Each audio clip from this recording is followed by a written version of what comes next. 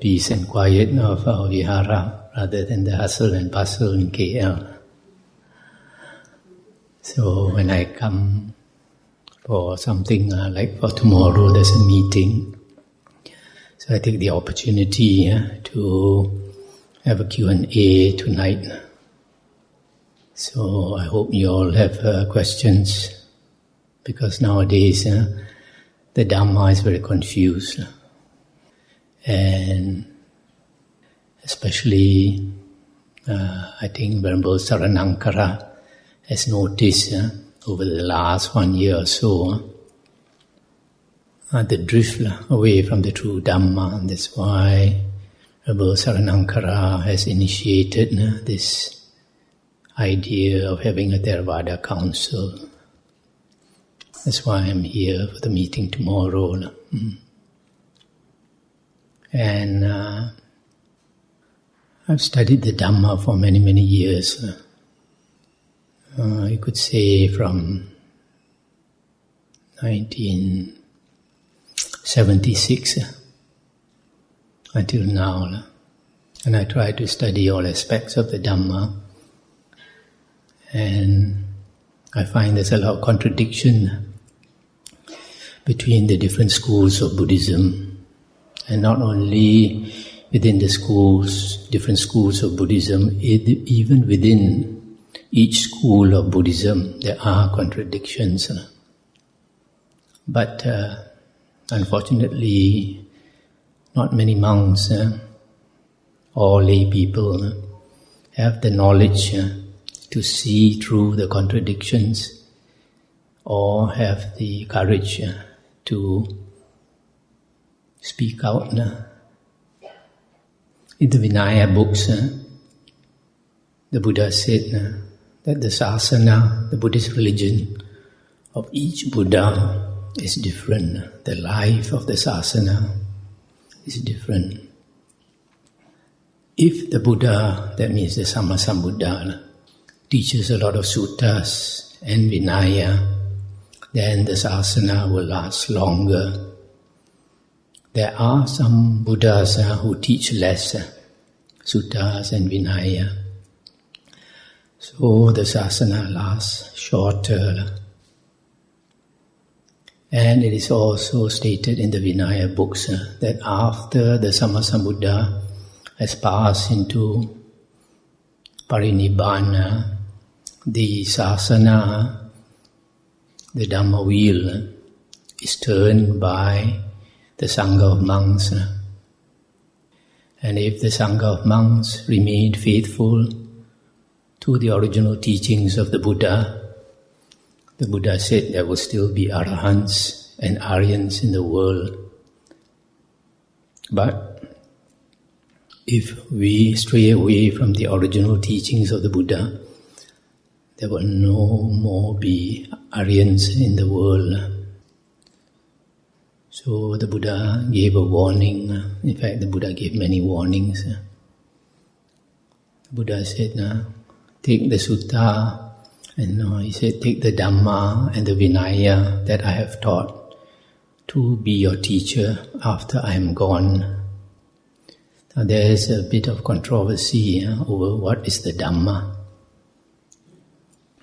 But this is clarified by the Buddha in the Anguttara Nikaya, I think 4.180, where the Buddha said, if any monk says that the Buddha taught in such and such a way, the Buddha said, you should not accept or reject the teachings.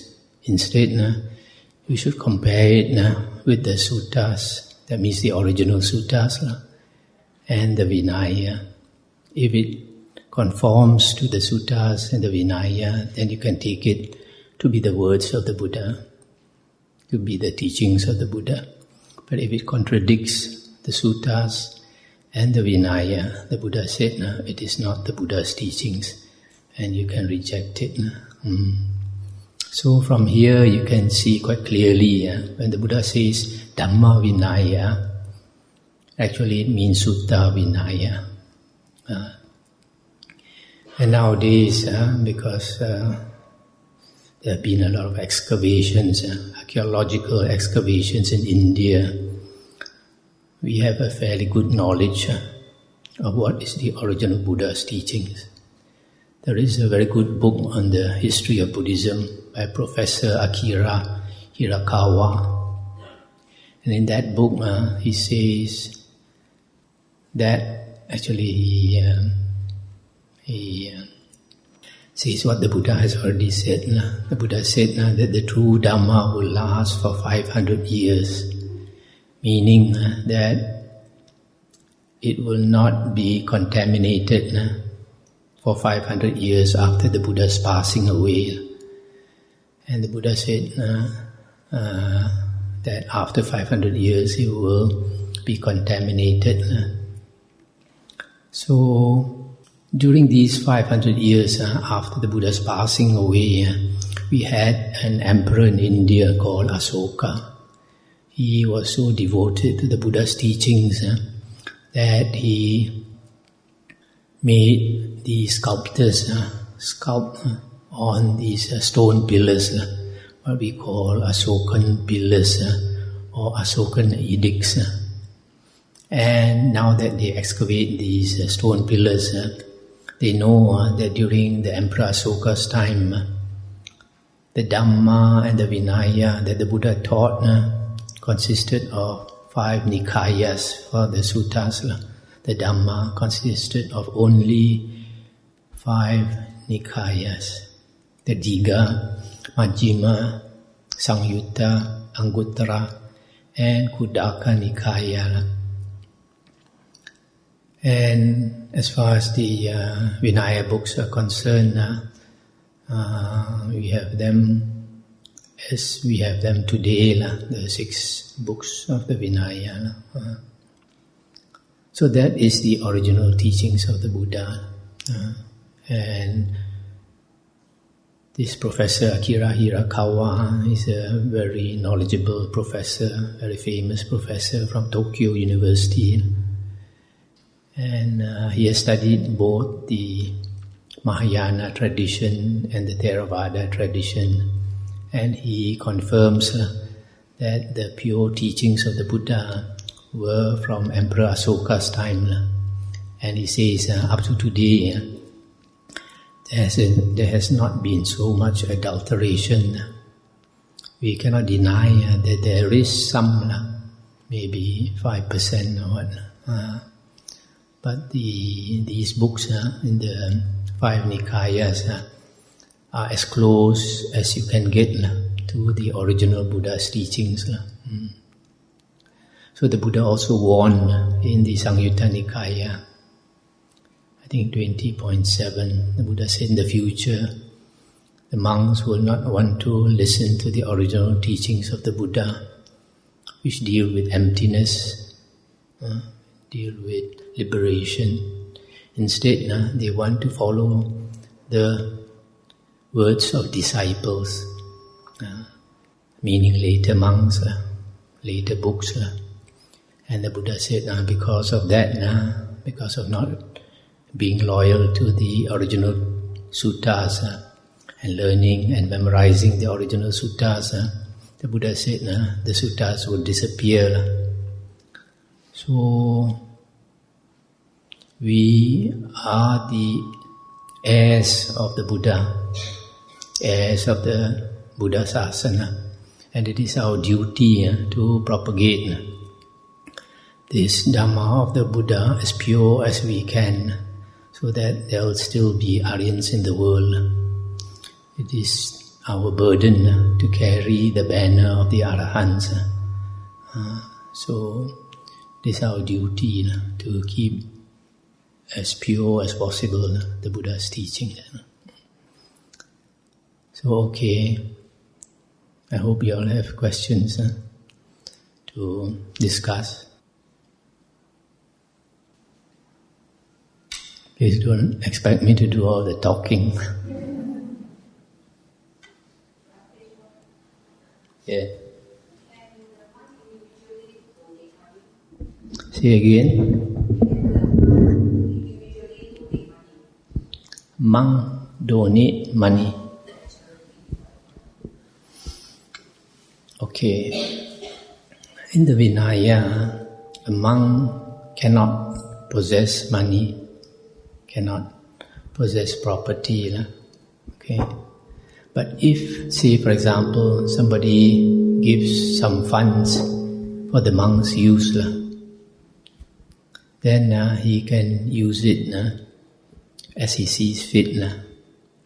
But basically, money given for a monk's use is kept with the kapya, and is called the kapya fund. So basically it is for requisites of the necessities of life. And if the monk does not need it, it would be better if he can give it to some other monk's fund. Okay. But if he thinks there is a worthy cause, say like some child has a heart problem and needs money for operation, if he wants to donate it to that place for that purpose, I think you can't say that it is against the Vinaya, although it's not as good as giving to another monk's fund. But if he feels that he wants to do some charity, it's up to him. But he cannot consider the money to be his at any one time. Is that satisfactory? Oh.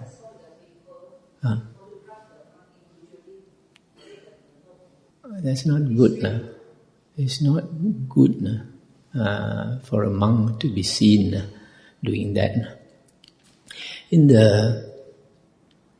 the Vinaya books, during the Buddha's days, there was an incident where, during the Buddha's time, the only offering is basically that they receive food, robes, such similar things. So sometimes they get too much food, so they can't finish the food. If they don't give it away, it will rot. So the certain monk gave it to the external ascetics, the wanderers.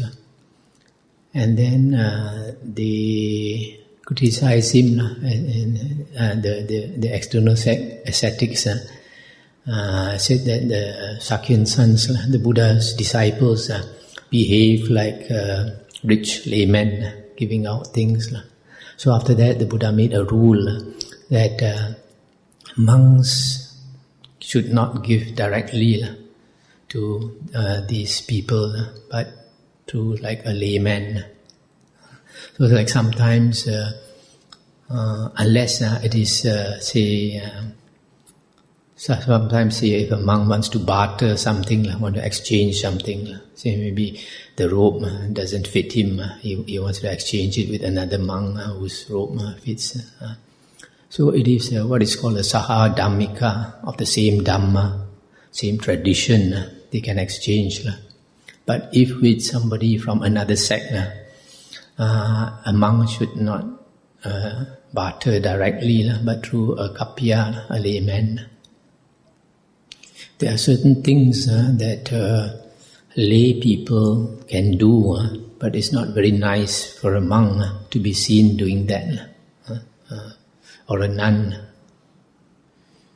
Sometimes if a monk or a nun doesn't know the Vinaya, which is very fundamental for a monastic, then he or she can act in a way which is really doesn't look well at all.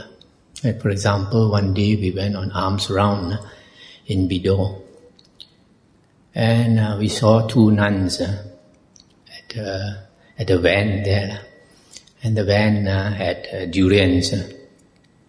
So we thought the two nuns were buying durians. So I asked the lay woman who was accompanying us, and the lay woman said, the two nuns are selling durians. So, it's really, really off.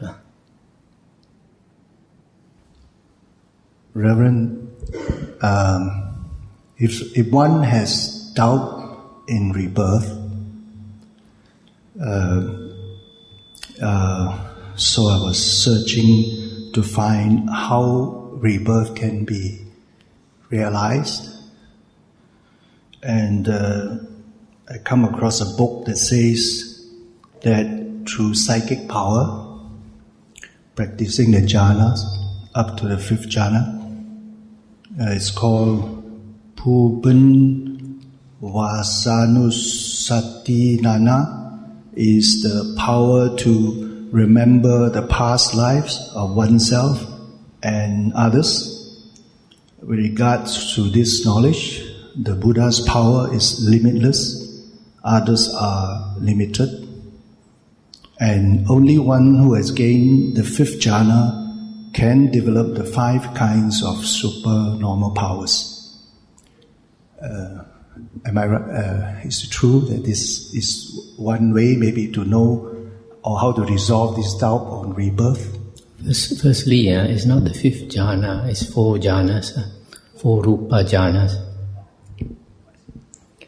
So what is your question? My question is, let's say for example, if I have doubt about rebirth, and I just don't know how to bypass this doubt, so I don't know what to do. I started to read. First of all, I'd like to know how to do it.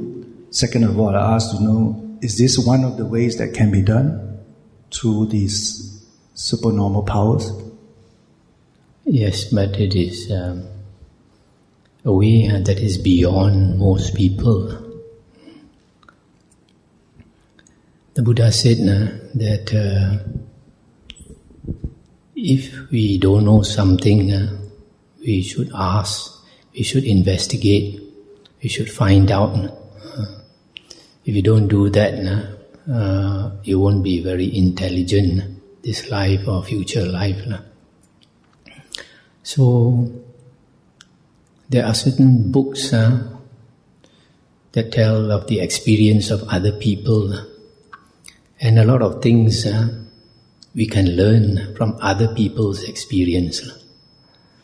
So for example, there is a book called Rebirth. Is it Agaton Baptist or the other one, Anagarika, the Englishman? If you go to Mahavihara, the bookshop, they have this book on rebirth. And there is another book, 20 Cases Suggestive of Rebirth, by Professor, what's his name? Ian something? Ian Stevenson. And there are also, if you go into the internet, because some people have downloaded for us, there was actually on Australian TV many years ago, somebody downloaded for us, where one doctor made an experiment. He asked for volunteers, and he hypnotized them. And after hypnotizing them, asked them to talk about their previous life. And they did. Different people talk about different lives. So there was one lady in Australia, she had never been to France. And she said in a previous life, she was a princess in France. And this doctor asked her where was the place where she stayed, what was her name, what year and all that she could remember. So they took down all the details. And after that, they went to France, went to that particular place and checked and found that there was a grave of somebody maybe 200 or 300 years ago. That name was there. They checked the church records, it was there. So they brought her back. This was only one of, I think, 4 cases they showed. So they brought her back to that place. And when they went near that place, they blindfolded her. blindfolded her. Then when they went nearer, they took off the blindfold. And then she looked around, and slowly she remembered. She said, formerly the road was not here, the road was going this way, the river was here and all that. And then they asked her to show the way, and she showed them the way, go here and go there. Then they came to an old palace, old palace. And when she went inside the palace and she saw, she wept and wept and wept uncontrollably. But this present life has nothing to do with that palace, nothing to do with that life. But she couldn't understand why, and she just wept and wept. It's like some people, when you come into the Dhamma, you listen to the Dhamma, or you read the suttas, you don't know why this emotion wells up in you. Your tears come down. Something to do with the previous life. So, if you investigate this way, you'll find that there are people like that. Even now, there are doctors. One doctor told me he goes for a hypnotism course. You can learn hypnotism and you can remember. You have to pay for it. And you can remember your past life. There are several people who have said that they went for hypnotism and they remembered their past lives, came out in the papers. But I think, Reverend, what I believe is that in the practice of Buddhism, we always say that Buddhism is more of a religion where we have to experience the thing that is here and now, and all by ourselves, each one of us. So even realizing Nibbana is also one by ourselves, here and now. Even non-self, all Nama and Rupa.